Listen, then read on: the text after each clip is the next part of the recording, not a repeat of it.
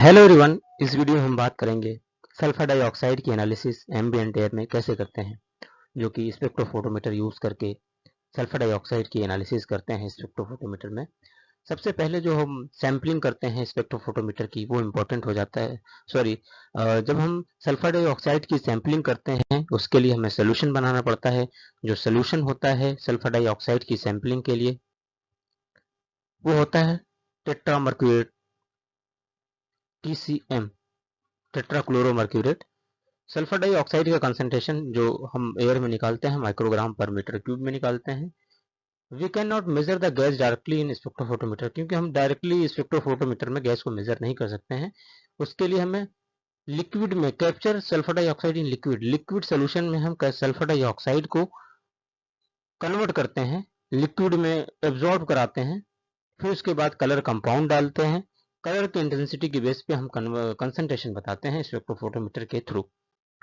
तो what happened here? Air is passed through the impeller contain TCM solution.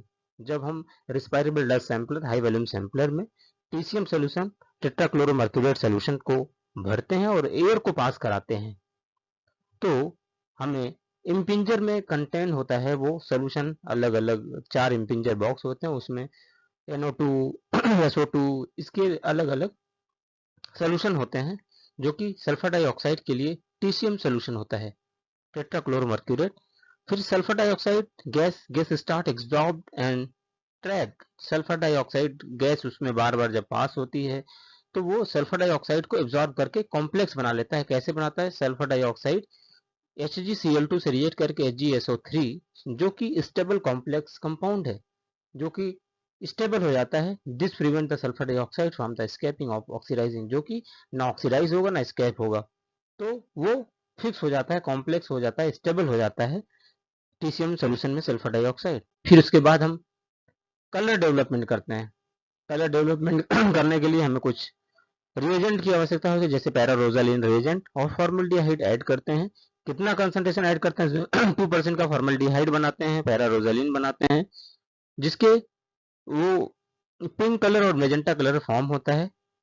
फिर अगर ज़्यादा से ज़्यादा सल्फर डाइऑक्साइड है तो डीपर कलर होता है, अगर कम है तो वो लाइटर कलर होता है, जो कि की मेजरेबल सिग्नल है कि हाँ सल्फर डाइऑक्साइड का कंसंट्रेशन इसमें पर्टिकुलर वॉल्यूमेट्रिक फ्लास्क में या पर्टिकुलर इम्पिंजर में है।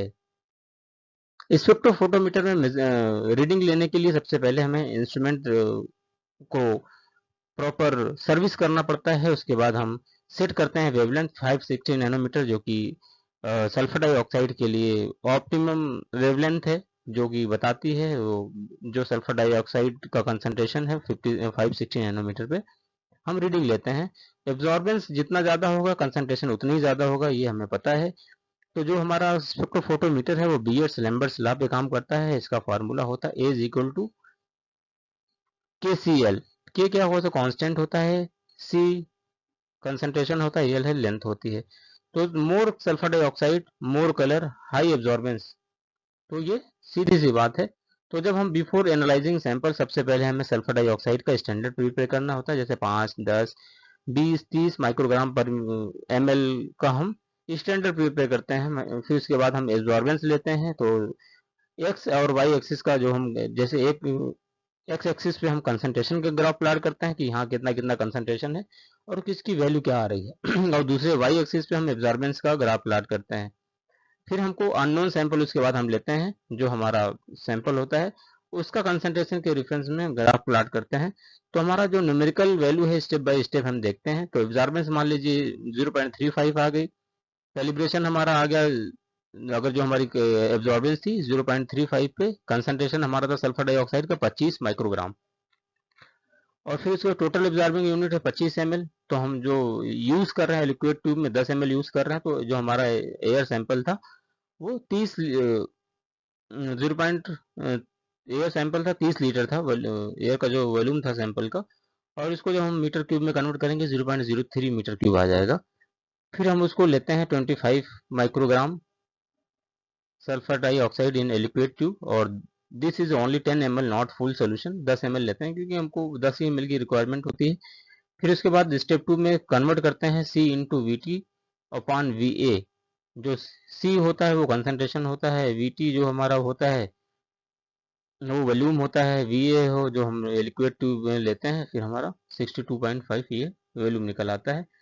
वो 30 लीटर वॉल्यूम सैंपल होता है जो हमारा, वो 0.03 मीटर क्यूब हो गया। उसको हम क्या करते हैं 62.5 से डिवाइड कर देते हैं, तो हमारा ये एक्चुअल वॉल्यूम आ जाता है, एक्चुअल कंसंट्रेशन आ जाता है सल्फर डाइऑक्साइड का। तो जो फाइनल मीनिंग है जो हमारा सल्फर डाइऑक्साइड का कंसंट्रेशन ये है, हमें जो ध्यान देने वाली बातें हैं, वेरी हाई इंडस्ट्रियल स्टेक में ज़्यादा निकलता है, उसको फिर हम कंपेयर करते हैं CPCB और अदर स्टैंडर्ड से, WHO के स्टैंडर्ड से, कि ये ज़्यादा है कि कम है। तो स्टेप जो अगर हम देखें, अगर सैम्पलिंग की जो मोटा मोटी बात करें, तो वाई नीडेड सैम्पलिंग, क्या है, क्यों नीडेड है, तो गैस टू मेजरेबल फॉर्म। और TCM सोल्यूशन क्यों यूज करते हैं कि stabilise sulphur dioxide. Colour reaction क्यों कराते हैं कि कन्वर्ट द इनविजिबल गैस जो होती है विजिबल कलर में दिखेगी, तो हम पता कर पाएंगे। स्पेक्ट्रोफोटोमीटर क्या होता है, क्वांटिफाइड कलर बताता है, क्वांटिटी बता देता है। कैलिब्रेशन कर्व क्या करता है, एब्जॉर्बेंस को रियल कंसंट्रेशन में कन्वर्ट करता है। लिक्विड करेक्शन जो है, account for the partial sample. और वॉल्यूम करेक्शन जो है, कन्वर्ट द एयर कंसंट्रेशन, तो एयर कंसंट्रेशन को बताता है वॉल्यूम करेक्शन। जो हमें कॉमन मिस्टेक होती है वो हम क्या करते हैं, forgetting liquid correction, liquid correction को फॉरगेट भूल जाते हैं करना। और दूसरा मिस्टेक है ये using the wrong air volume, हम एयर वॉल्यूम को गलत ले लेते हैं जो कि मीटर क्यूब में आता है। इग्नोरिंग ब्लैंक रीडिंग को हम इग्नोर कर देते हैं। और चौथा मिस्टेक जो है, not preparing proper calibration curve को प्रॉपर प्रिपेयर नहीं कर पाते हैं।